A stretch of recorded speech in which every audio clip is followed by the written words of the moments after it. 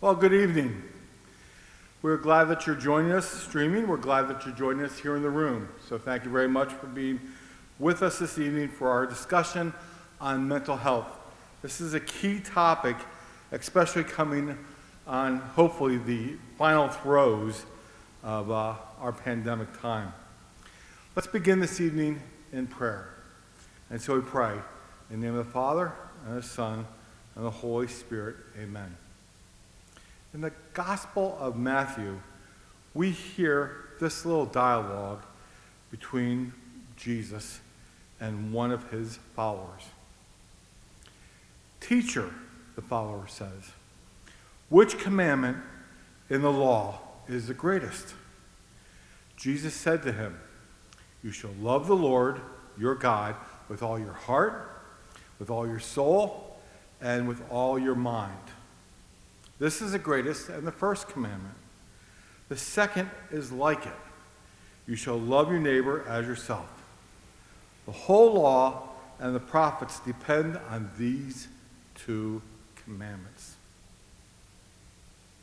Lord God, send forth your Spirit to strengthen our hearts, strengthen our souls, and cleanse and strengthen our minds to good health, so that we might be better able to love like you, to love our neighbors like ourselves, and to love in a way that treats everyone and encourages everyone to be happy, healthy, and holy. We ask all of this through our Holy Spirit. Nomine Padre, et Hijo, Spiritus Sancto. Amen. We have some speakers this evening, and we hope that you will find them enlightening and engaging. Our first speakers are Jason and Cindy Parkover. They both have connections to Loyola University, which is where my wife has worked for a long time, and they both have had impacts in our families through their work with students and their work with individuals as well. So they have been a blessing to us, and we hope that they'll be a blessing to our community tonight. So Jason, Cindy, you guys are up. You want to come up and introduce yourself? Okay. We're going to just introduce ourselves, and then we'll take turns talking. I'm Cindy Parkover. I am a mental health therapist in private practice. I have an office in Towson, and I also do a lot of telehealth at this point. It's one of the things that has been really wonderful about the pandemic. A good outcome has been that insurance companies are paying for telehealth, which has been really wonderful. And this is my husband, Jason. Thanks, Cindy. And thank you, Scott, for the lovely introduction and the beautiful prayer. And thank you to the whole St. John's community for having us this evening. If we could switch slides, please. You may have a lot of questions about what emerging from the pandemic means for you and your family. And today we really hope to cover the following during our presentation. As you can see, we're hoping to talk about possible reactions in self and in others during the pandemic and during this time, we hope, of reemergence. We also hope to learn about the components of a strong psychological immune system. We all know that we have medical and physical health immune systems, but we also have a psychological immune system, and we're going to talk about some of that today with you as well.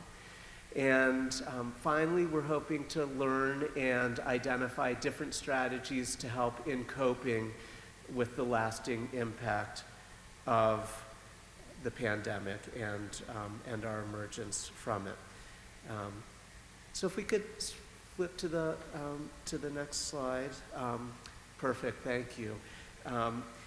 This clearly is an event. I sometimes have to remind myself that this is the stuff of history books, right? 400 or 500 years from now, folks are going to read about this time in the way that we read about the bubonic plague and other worldwide traumas. And it's impacted us all in different ways. We have seen, very sadly, the impact of the pandemic in terms of the loss of human life. And it's important to remember that we've all could be experiencing different outcomes, different impacts, and that our reactions to what's going on around us are different as well, and that's okay. Next slide, please. So 19 or 20 months ago, we really had to slam on the brakes of our lives. Things literally overnight completely stopped, were upended, our routines shifted, and we had to create new lifestyles. Remember early on, we fretted over whether or not we needed to wear masks. I remember long lines trying to get rolls of toilet paper. Remember how crazy that was?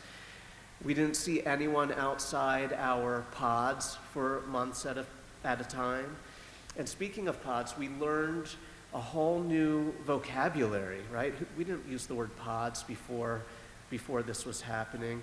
Some other words that I think we're hoping to never need to use again: quarantine versus isolation, contact tracing, right? These are words that we use all the time that you never heard of before. Super spreader event, what's that? Or flattening the curve. No one said there was going to be math during this pandemic. We learned about PPE, and the words that I most hope we never have to hear again, the phrases uncertain times or unprecedented. Cindy and I have 3 kids. They're in high school, one's in college, and the past 20 months have certainly been very challenging.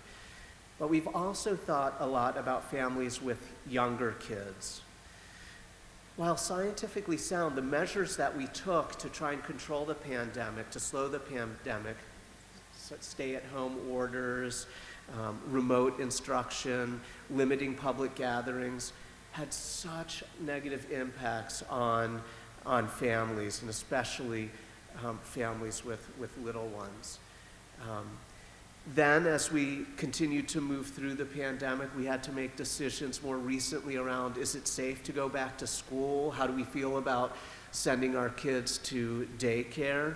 Are we going to get the vaccine when it comes out? Are we going to allow our children to get vaccinated when it is available? And doing all of this while having 8,000 different opinions thrown at us from the media and very often from our families and friends. So this clearly has been an extremely stressful time, not just worrying about the health of our loved ones, the financial instability of these times for many of our friends in the community, food instability, and increased caregiving burdens of others in our family. Cindy and I have older parents, and taking care of them through this time has been just as challenging as making sure our kids' needs are getting met. And then there's all the stress that went along with our jobs, right? Am I going to get furloughed? Am I going to get laid off? How much of a pay cut am I going to take? So much for us to have to deal with. One of the things that when we talk with our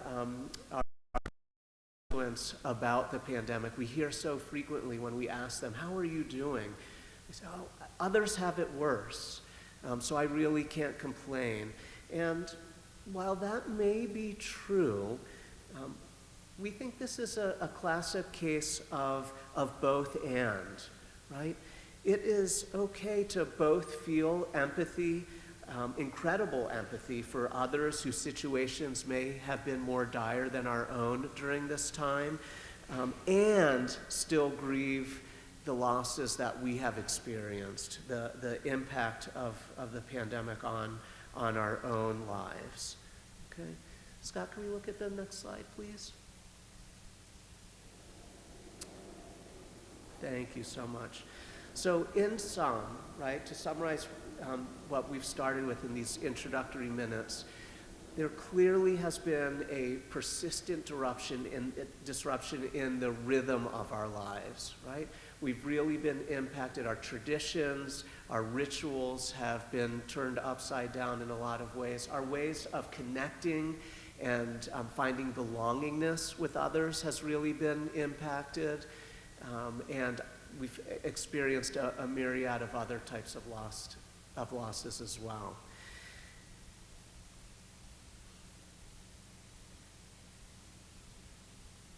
As we transition into this post-pandemic, we hope period, right, where we feel like maybe we're finally starting to emerge, we also have a lot to cope with, and we want to talk about some of that with you this evening as well.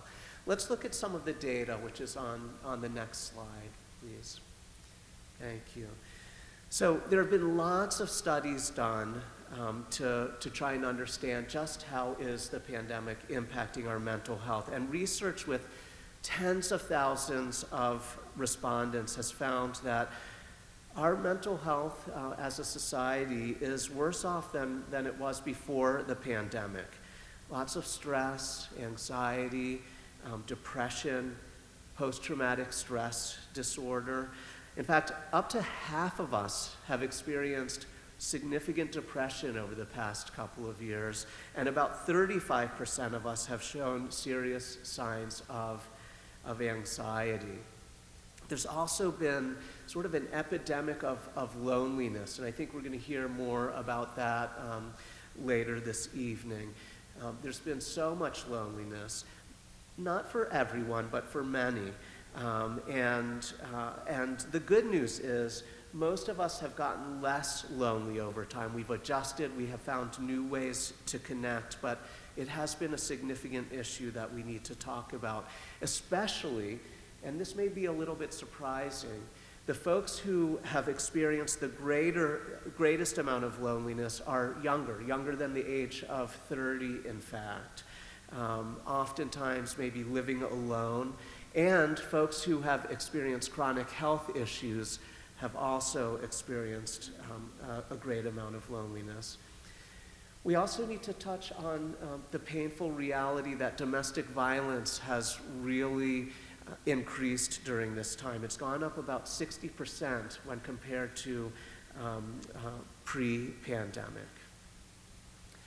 As we go to the next slide, it's important to think about and recognize for a moment that the pandemic has not impacted all of us evenly. I want you to think for yourself for a moment, and I'm going to pause here. If we looked at huge groups of people, on average, has the pandemic been more challenging for folks who are older or younger? Think about how has it impacted adults with young kids versus older kids? What about varying levels of income? And how about something as central to our own identities as our race and ethnicity? Is it possible that the pandemic has impacted us differentially based on these types of factors? So as you reflect on that, one of the things that has become clear is that while the pandemic has been most difficult for older folks in terms of medical health, the reverse is true in terms of mental health. Younger people tend to be more depressed, have been more anxious, more stressed, and more traumatized. When we look at families with children, those with children under the age of 18 have reported significantly worse mental health than those with children over 18 or those without children at all. And adults with kids at home that are younger than 18 also have reported greatly increased use of alcohol. In fact, their thoughts of suicide have increased more than other populations, and concerns and fears about physical and emotional violence has been higher. So this clearly has been a really challenging time for folks with younger folks at home. Parents have also indicated that there's been more conflict in the home, which makes sense. We've all been sort of in close quarters for a while. But the good news is there's also increased feelings of closeness, lots of time together, lots of new rituals, lots of new ways of making meaning. Okay? I think it sort of makes sense that the less stable your income, the more anxiety, depression, and stress we've experienced, right? More concerns about putting food on the table makes this more stressful. Maybe it surprises you to know as well that the pandemic has been significantly harder on our community members with black and brown skin. We know that our colleagues and friends, our neighbors of color, are more likely to have been infected with the virus, have fewer resources often to get tested or treated, and that they are less likely to survive if they do experience COVID-19. And we know that so much of this is rooted in our society's history of racism, right? We've known that our friends and neighbors of color have had health issues, less access to health care, and understandably greater levels of distrust in the medical system. So we need to consider how these factors have impacted our friends, our neighbors, our community members in different ways. Okay? We're going to transition a little bit now as we flip to the next slide to really think more deeply about what are the indicators that either in ourselves, our friends, our family, that may indicate that we're struggling a little bit. And Scott, if we can look at the next slide that says noticing your emotional responses. Thank you so much. Even now, as we have continued disruptions to our routines, and here I'm thinking about, I'm still struggling to get used to having to commute again and have increased commute times. I have colleagues with younger kids, and they're nervous every day that they're going to get that call from school or from daycare that someone has tested positive and everyone needs to go home and quarantine again for the next 5 to 10 days.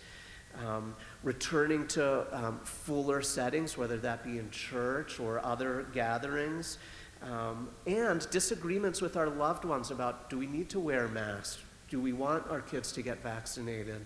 And so forth. There's been continued disruption to our rhythm of life. And so it's important to really recognize and remember that the same events or situations can create very different emotions for all of us. So I want you to take a look at the list of emotions on the slide and take a moment to pause and ask yourself if you've experienced any of this at greater rates than in the past, or do you see these emotional responses in your family, your partner, your friends, your kids, your coworkers? You may look at this list of emotions and have some doubt, some sense of judgment or surprise or disbelief that folks have been experiencing these emotions over the past 19 or 20 months because of the pandemic. Maybe it hasn't impacted you in this way. And what Cindy and I want to most communicate to everyone this evening is that all of these emotions are valid. They're normal responses to an incredibly abnormal situation in our lives. Okay? And it's not just our emotions that are impacted. If we can look at the next slide, please. Not just our emotional selves that are impacted, but how we feel physically, how we think, and how we act have been impacted as well. And some of these reactions may be a bit unsettling to us, or we may not connect it back to the fact that it's because of the pandemic. Have you been on high alert, hypervigilant a bit more? Have your headaches been more pronounced or last longer? Chest or stomach pains? muscle tension or fatigue. I work at Loyola University and in the counseling center where I'm a psychologist, and we get so many students and members of the community coming over to the counseling center, walked over by the health center, because folks are going to get themselves checked out physically, and our physician friends and nurse friends say, this is anxiety, this is depression, let's get you connected over for some counseling. Our thought patterns have been impacted. I don't know about you, but my memory has seemed to falter at times during these 19 or 20 months. Certainly, lots of us have had challenges with concentrating. My kids were, remote school for as many of our children were, and watching them try to stay engaged with the screen and stay fully tuned in has been incredibly painful. It's been a time where maybe we've questioned ourselves more than normal or had difficulty managing a range of thoughts. And think about your behaviors. Think about, have you disengaged from anything that is really important to you? Do you know anyone maybe who has engaged in risky behaviors more than they would likely have? What about changes in sleep, either sleeping more or less, or appetite, eating more or less? So lots of us have had these types of marked shifts in behavior.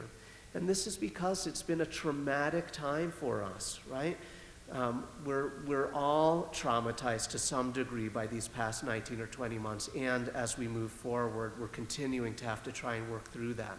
Our bodies are these incredible machines that work really hard to tune into our surroundings and work to keep us safe, both physically and emotionally. But sometimes our bodies and minds do this in a way that can be confusing or distressing. And we really want to hammer home the message that these are all very normal reactions to really tough circumstances, okay? And with that, I'm going to turn it over to Cindy, who's going to start to share with us about what can we do about all of this. It's a lot to sort of feel, and we can experience some sense of despair carrying all of this with us. But there's actually a lot that we can do to take good care of ourselves, and I'm going to turn it over to you. Thank you. I get to deliver the good news. Thanks, honey, for letting me do the good news. So yes, we have this amazing psychological immune system, which we define as a system of adaptive resources and personality characteristics that act as psychological antibodies in times of stress. We've done it. We have survived. We continue to do so because we have these amazing psychological immune systems. Some of us have stronger ones than others. If we could switch to the next slide, please. I did my work. If there's anyone out there who is a immune system specialist, these are actually what those Ys or what antibodies actually look like. And we're just going to talk, I'm going to talk about just 4. We've got lots of them. I could spend several hours talking about what our different antibodies are. But the 4 that I'm going to talk about are perspective, cultivating optimism, having a relationship with your space self, that we have the self that we need to take care of, and regulating our emotions. And it's important for us as families to help our kids do the same. And if we could switch to the next slide. So I want to talk about perspective. And if any of you have done therapy before, this is standard cognitive behavioral therapy stuff. So I'm going to share an event and talk about how I may have processed this event. So Jason is the organizer in the family, and I'm not a slob, but he's just straighter than I am. So we have this event. It happens very often in our family. Jason is straightening up my stuff, which leads me to interpret that in a certain way. So perhaps I overgeneralize, and I might think like, oh, he always does this. I might be reading his mind, which is a common thought process. He thinks I'm a slob. Or I might be fortune telling. This day is gonna stink. We're just gonna have to clean all day because he's just thinking that I'm a slob and we need to clean up. And of course, that makes me angry, kind of irritable, and maybe feeling inadequate, that I'm just not the best partner out there. And my behavior, for example, maybe sometimes happens that I huff around the house, and I'm banging things, and that may happen, maybe. So let's look at the alternative. The alternative could be, yes, Jason is straightening my stuff. And I could think about this differently. I could have a different perspective. So for example, wow, my husband's so nice. He cleans up my stuff. What a great husband. And this is actually often the truth, that he's stressed and he feels better when things are straighter. I think probably a lot of couples out there can relate to this. And if I think of it that way, instead of feeling cranky about it, I actually am grateful. I'm grateful that he's doing something kind for me to make my life easier. Perhaps I have some empathy and I feel love toward him because I do know that when he is stressed and he works really hard, that he feels better in his space when things are more organized. And so the behavior might be that I give him a smooch, as opposed to huffing around the house, banging things. So some of us are good at doing this. Some of us need some help, but I want to encourage everyone to kind of check your interpretation of what's going on around you and see if you might be able to see it from a different perspective.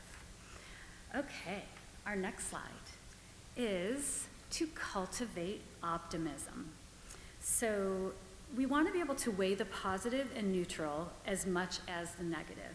And one of the things that Jason and I do at home when we sit around the dinner table with the family is we call it 3 in 1. Tell us 3 good things and 1 not so good thing. Some people call it roses and thorns. I actually learned a new one from a book I'm reading right now, a fiction, in which the husband asks the wife, "What was your favorite thing today?" I really like that one too. So every day may not be good, but there's something good in every day.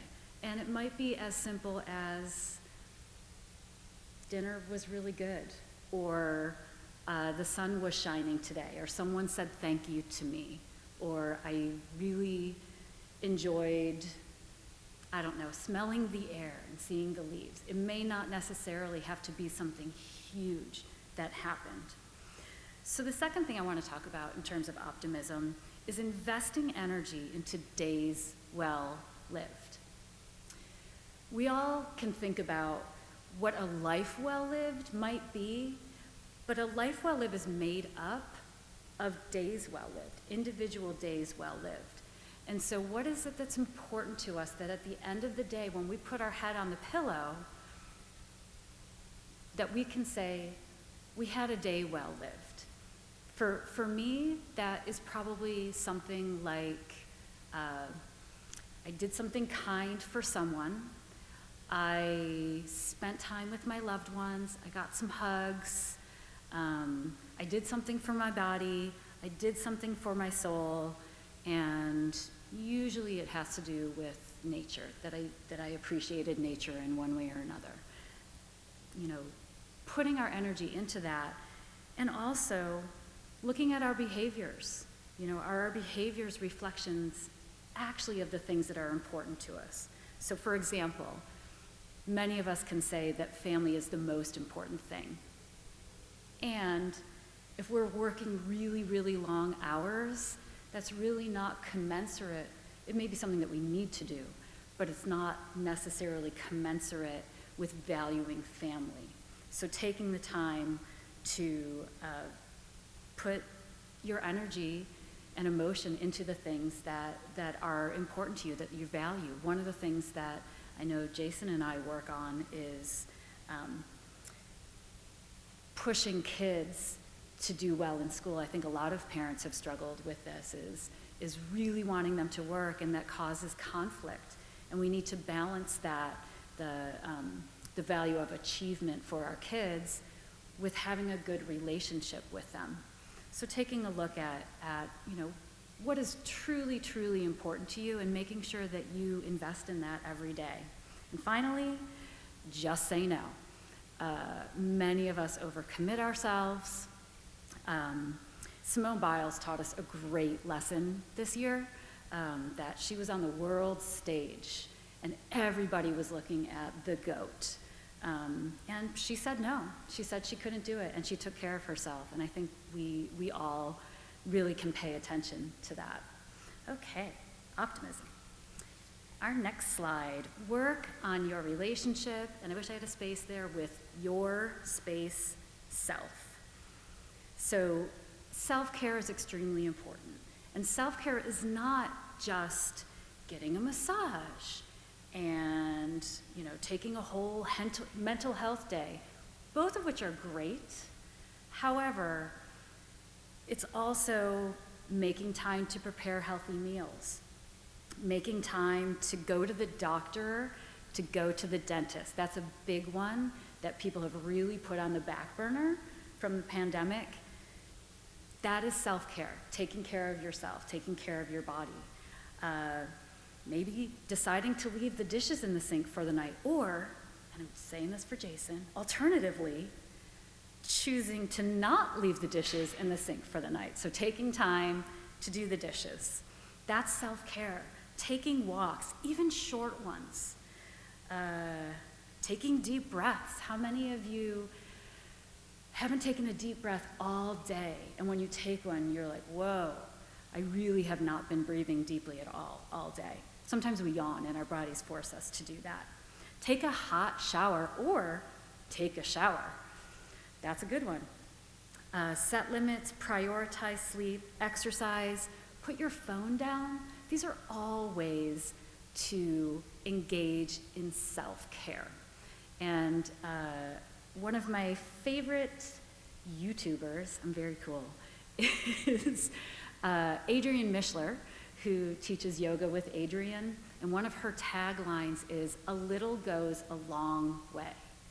So yes, it is little things like taking a shower, taking a hot shower, going to the dentist. It does not have to cost $1 million, and it doesn't have to take days or weeks to do. Okay. Don't believe everything your mind tells you.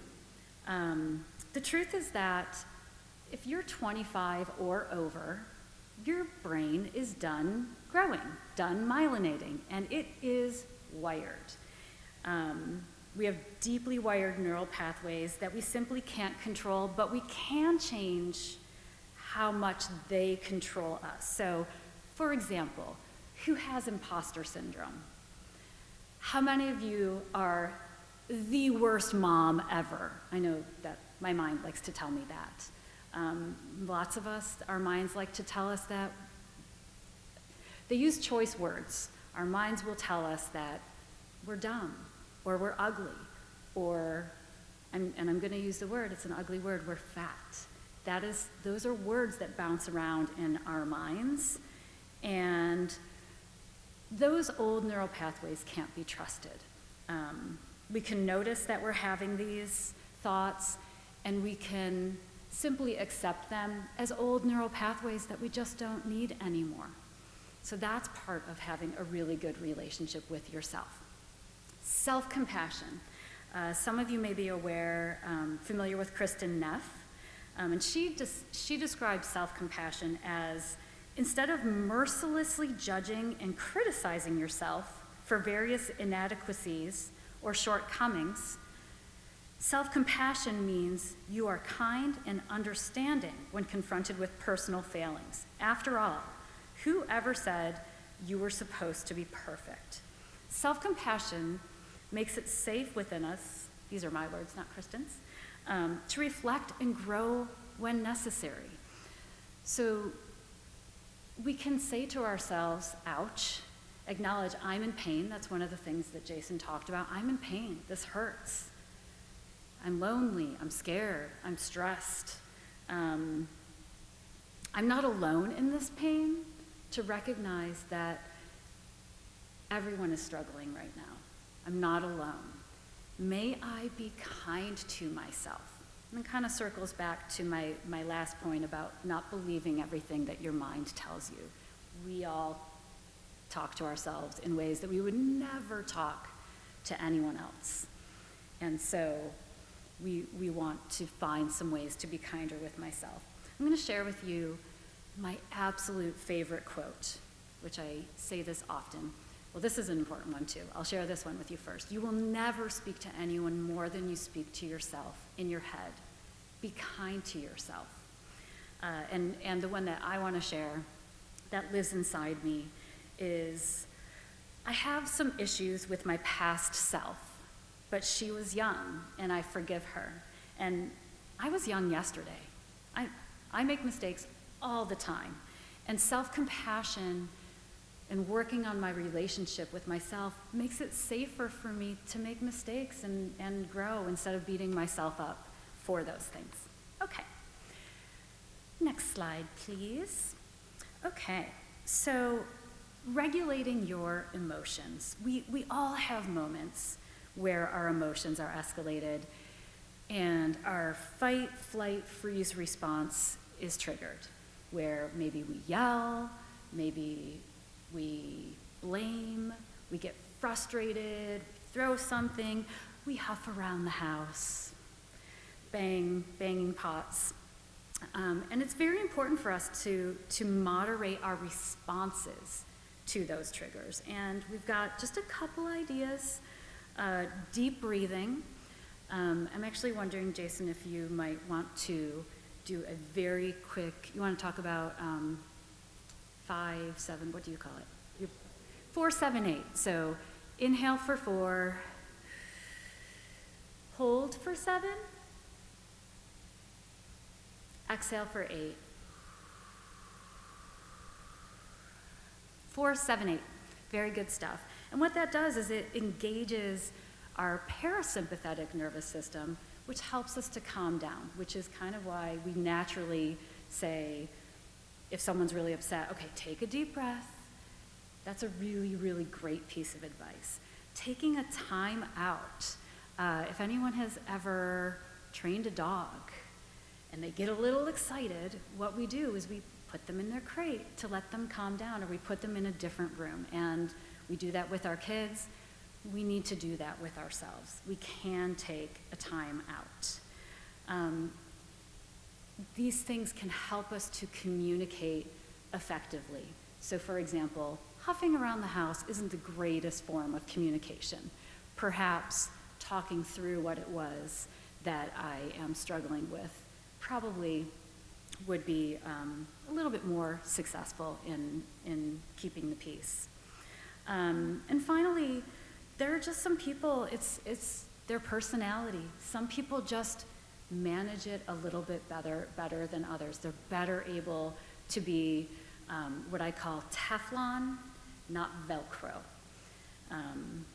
The good news is that we can work on this. And I do want to mention that a lot of people are looking for therapy right now. I think any therapists out there know that we're extremely busy, and if you've looked for a therapist, it's extremely difficult. I want to give you my suggestions. Psychologytoday.com is a great place to go. You can put in your zip code, and you can identify, like, I need them to take my insurance. My insurance is, for example, Cigna or Blue Cross Blue Shield. If I'm looking for a man or a woman, someone that works with anxiety, depression, marital issues, you can kind of filter that stuff out, and a whole list of people will come up. I encourage people, send emails to a ton of people. If you're looking for a therapist, I find that the best way, because you can just copy and paste and just send it off to a whole bunch of people. See who gets back to you, have a conversation with them, see if that feels good. Okay, we have 2 more slides, and one I just thought was cute, and I wanted to share with you that we can take a time out. And when I saw this a long time ago, it was very, very resonant for me that we can sit there with all these little, what we call the worry monsters, or we can listen to our dog and get out of here, take a walk, spend time with your dog. And lastly, if we could switch to the last slide, is it okay if I read it? We want to remind you, life is amazing, and then it's awful, and then it's amazing again. And in between the amazing and awful, it's ordinary and mundane and routine. Breathe in the amazing, hold on through the awful, and relax and exhale during the ordinary. We want to thank you all so much for having us. Thank you very much to Scott for inviting us, and we wish you all the very best. Do you want to come say anything? You want to come over and wave? Good night, everybody. Thank you so much for having us. Thank you. Good to see everyone.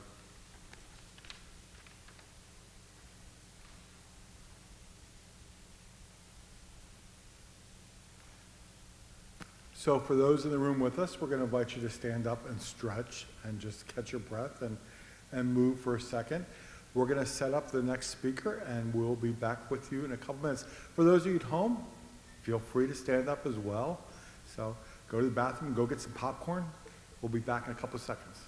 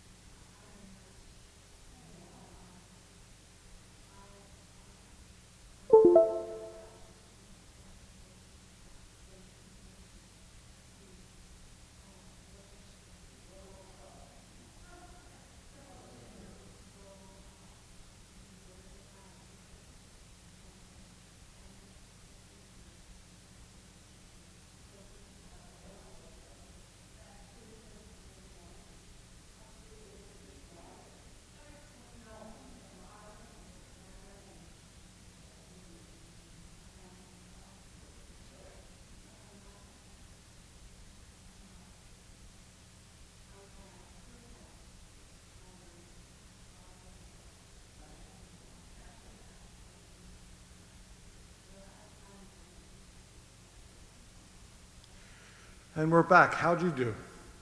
Did you get up? Did you move? I did. I went all the way back to my office and back again real quickly, so, catching my breath. So, our second speaker this evening, thank you very much, first off, to the Parkovers. We really appreciate your words and your inspiration, so thanks very much for that. Ashley Badgley is here from the Grassroots Crisis Intervention Center here in Columbia, Maryland. So she's been dealing with some of these issues right on the forefront. They do have a crisis line available with Grassroots, and we invited Ashley to come to continue to expand upon what the Parkovers were talking about, but also to talk a little bit about isolation and what that's meaning to us in our culture and in our times. Ashley, it's yours.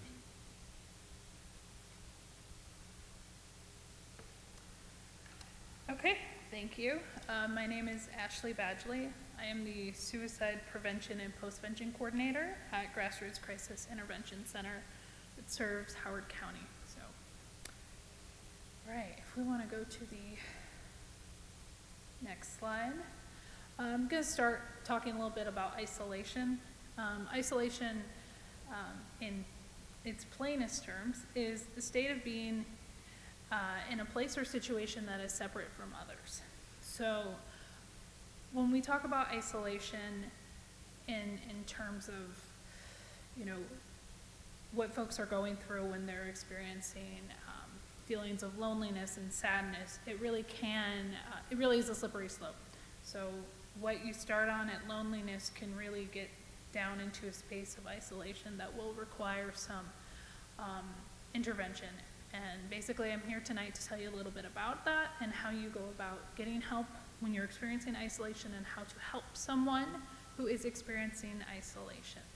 Before we move forward, I want to note on the slide, if we could go back one slide. This one talks a little bit right there where you see it says, if you know someone who's experiencing thoughts or ideas of suicide, please seek help immediately. That is the phone number for the National Suicide Lifeline. Grassroots also has a 24/7 line. Also, if necessary, you can call 911. Here in Howard County, we do have a mobile crisis unit that will go out and provide mental health services in some 911 calls related to suicide. So, moving on, who is at risk for isolation? Well, in short term, everyone is. Everyone can experience something that causes them to feel isolated. Some groups that are particularly at risk are the elderly, especially during the pandemic, folks who needed to stay away from others due to more likelihood of getting sick or dying from COVID. Immigrant populations, especially undocumented immigrants who may fear going into spaces to seek help due to their status.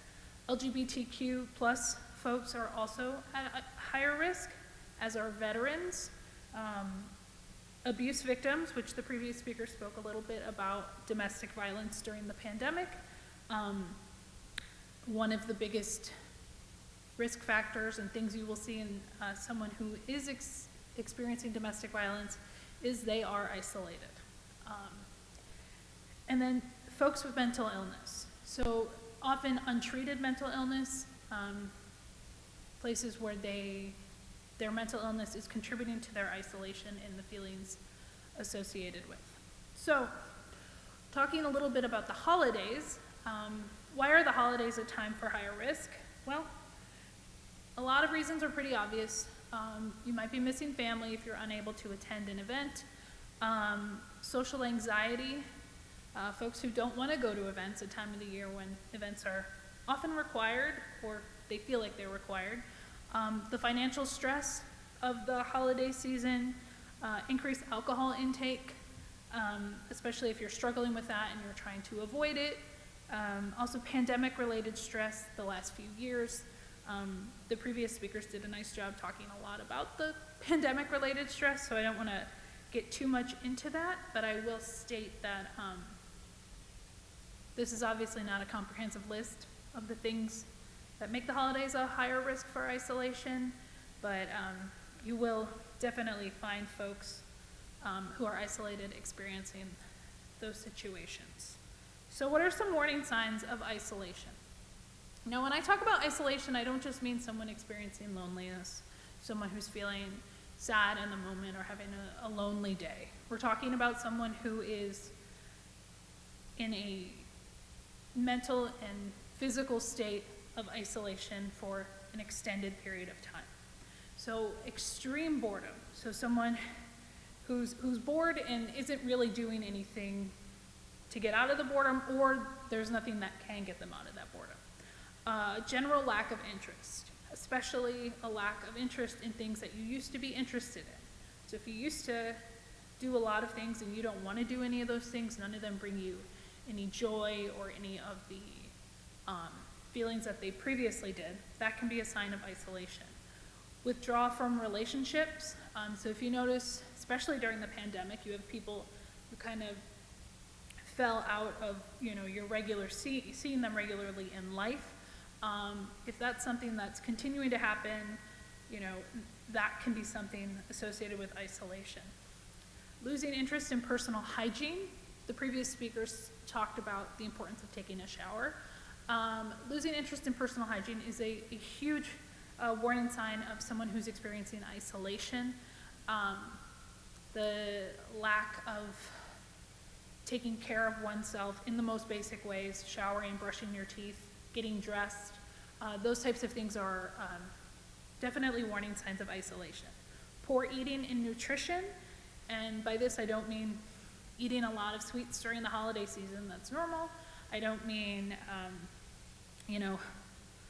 having a couple extra plates at Thanksgiving. This is more of a long-term thing because they don't necessarily care about the food or the nutrients that they're putting into their body. And then clutter and hoarding in the home. This is a major risk factor of isolation and other mental illnesses. So if there is clutter or hoarding going on in a home, that's definitely something that I would consider reaching out to grassroots to have a conversation with someone about, whether it's happening to you or someone you know, because there are services and things that could possibly help in that situation. So how do you reach out to an isolated person? Oh, there's a ton of ways you can reach out, but often in these spaces we say prevention is better than intervention, or in a lot of the work I do, postvention. Share information on isolation and resources in your community to family and friends. So here in a church, you're gonna find pamphlets on, if you want to attend, if there's counseling, or, you have substance use and misuse concerns. All of these things, make them available. So even if you're having a family party, have a magnet on the fridge that has the grassroots phone number on it, something that's very easy and simple for folks to see, where they don't even need to start a conversation with you. They can just see that one is something that they can reach out to, and two, that you might be a safe person for them to talk to because you are clearly supporting that resource. Regularly check in with those at risk of isolation in your life. So if there are elderly relatives who live alone, if you have folks in your family who really live alone at any age, who maybe aren't regularly going out, they're at higher risk during the pandemic, so they may not be able to attend a lot of things, check in with them. A lot of people did this, especially early on in the pandemic. We had Zoom meetings, Zoom parties, and everyone got extreme Zoom fatigue. But if you have regular check-ins with folks in person, it is great if we can do that. But in person can also be a 5-minute FaceTime call. It could be a phone call. It could even be a text with a picture of your face, maybe encouraging them to send a picture of themselves back, kind of seeing that they are physically okay and present. Make yourself available.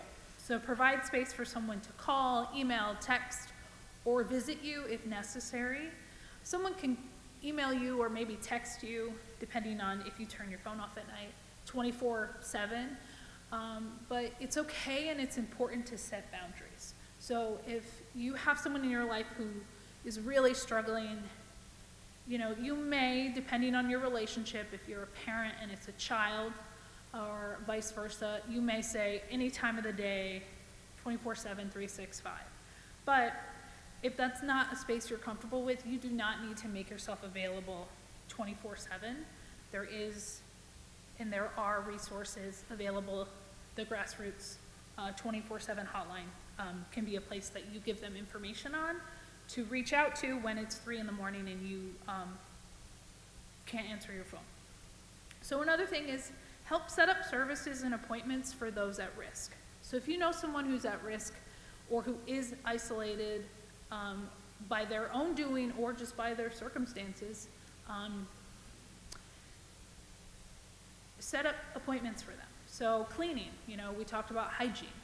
If the person who is experiencing isolation has a home that's clean, it's going to be easier for them to work on other things, such as making phone calls or reaching out for support.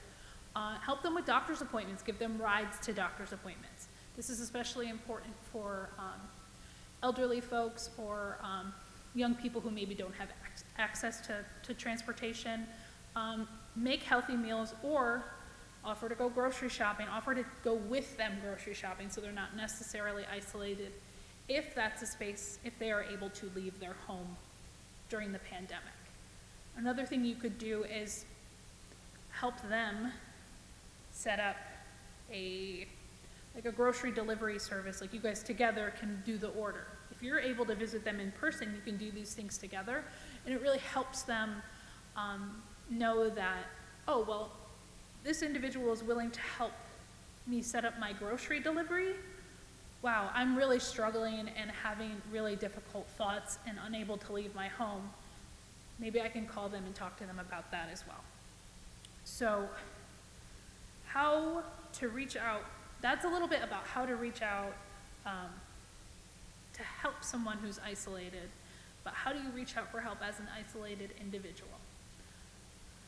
Well, I will say that the chances of someone reaching out to you who's in isolation or in any sort of mental health crisis, that's not going to be as common as you reaching out to them, because they may not know that this is going on, or they may, due to the stigma and the shame in our society surrounding, some of the things that happen when someone's experiencing isolation or a mental illness, we need to understand that reaching out to them is going to be something we do oftentimes before they reach out to us. But if you are reaching out as an isolated individual, especially around the holidays, there are places you can reach out to locally. Call Grassroots. That 410-531-6677 is 24/7. You can also call 211 in Maryland, that 24/7. Grassroots has a walk-in crisis intervention center during the day, during the week. Another thing is you can make a list of places you can go. So if you feel that you have the capacity, make a list of places you can go when you're feeling isolated. So maybe not just call or walk into Grassroots, but you can go to your favorite coffee shop, you can go to the ER, you can go to your neighbor's house, you can go to all of these places if you are experiencing something that you think is a crisis due to being isolated and away from individuals. Also, tell a trusted person, clergy, doctor, neighbor. It can be anyone. It can be the mail carrier if that's a person you talk to. If folks see you regularly and hear from you regularly and then don't, that's going to set up alarm bells for them. So if you can regularly set up time to check in with those that you care about and that care about you, they're going to realize and notice it when you're not there responding to calls or reaching out. Okay, one thing I want to point out And the next slide is there's an app. It's called the There Is Hope app. It's created by Grassroots. It basically provides really fast and easy crisis intervention. Can we put the app on the screen? No? This is what it looks like. You can find it in both the Apple store and the Google Play Store. It's free. It'll help determine the steps needed to save you or someone else's life. While I have been talking about isolation here specifically, isolation, it would be incorrect to say that isolation and thoughts of suicide do not go hand in hand. They do. So you'll find in this app valuable information for safety planning, warning signs and risk factors, including for things like isolation, but also tips to talk about someone who is experiencing thoughts of suicide, and then ways you can increase supporting those in your community and in your life who are experiencing thoughts of suicide. Also, if you are the person who's helping someone who's going through a crisis, you can give them this information and say, hey, when it's 3 in the morning and you can't call me because I'll be sleeping, or 10 a.m. I'm going to be at work, this is an app you can use, and you can immediately be connected to someone 24/7 who can provide you with help and hope. Okay, so speaking specifically to suicide, if you look on this very long list, you will see that withdrawing or feeling isolated are actually warning signs of suicide. We're speaking specifically to isolation today because it's common for folks to feel isolated during the holidays when they are away from their families and they see a bunch of other people with their families, or they're in the second year of a pandemic in which you may have lost loved ones or have people you know who lost loved ones, and this is the first time you're getting back together with individuals since you have lost that person in your life. So we want to acknowledge that isolation is a suicide warning sign. These are some other suicide warning signs. I'll just point out a few of the ones that we see a lot. Feelings of hopelessness, talking about suicide and wanting to die, showing rage or an unusual level of calmness. There are apathy towards the future, changes in physical appearance, and that one can be, hit or miss in certain circumstances. Saying goodbye and getting rid of favorite items and objects, especially in younger people. And then impulsive and reckless behavior is something that we need to be concerned about. I put the warning up again on this slide, but if you know anyone who has thoughts of suicide, thoughts or ideas of suicide, in which there is a typo, you can reach out to these spaces. If you have lost someone to suicide and you want to talk, Grassroots can also support you there, and my email is in this presentation. It was on the first slide, and it'll be on the last slide. It is my job to provide you with support. So, one of the last slides I want to show you is know that it's not too late to reach out for help or support someone this holiday season. I do have some assignments for folks. You can do it on your phone, you can do it on paper. I think this is really important. Before you experience feelings of isolation or thoughts of suicide, make a list of people you would want to know if you were struggling. So, do you have a list somewhere that says, hey, if I'm having a hard time or if something happens to me, who can I reach out to? Make that list, because it's a lot easier to make that list when you are not feeling isolated than it is when you are feeling isolated. Another thing is make a list of folks that you can reach out to this holiday season. It can be a neighbor, it can be a friend, it can be someone you know who lost someone during the pandemic, someone you know who's unable to go home. Even if it's just a message on social media, ask them for their address. You can send them a holiday letter. Folks love getting, letters this time of the year, kind of creating that space so you can reach out to people, and then keep that list. And maybe set up reminders so every few months you reach out to them, even if it's just something simple. And then the previous speaker spoke to this as well. The final assignment is self-care. Do something for yourself today and every day. They spoke nicely to how self-care is not about capitalism. It's not about buying massages or getting your nails done. Those are wonderful things that you can do, but it's also taking deep breaths, getting enough sleep, calling that friend, or making that list of people that you want to reach out to this holiday season. Those are all things that can bring joy to your soul and to your heart, that are not going to cost you money. And just know that if you are experiencing thoughts of isolation, or if you're experiencing isolation or thoughts of suicide, you are not alone. That is normal. Just a few quick stats. Somewhere between 40 and 50% of people experience thoughts of suicide at some time in their life. And 5% of people experience thoughts of suicide annually. So you are not, there's no shame, there's no stigma. It is a normal thing for people to feel. We don't want you to feel that way, but reaching out for help is a sign of strength. So with that, I just want to wish you happy holidays and say, this is, if we could put this up, this has my email if anyone wants to reach out, or you can reach out to Grassroots in general. And that's all I have today. Just take care.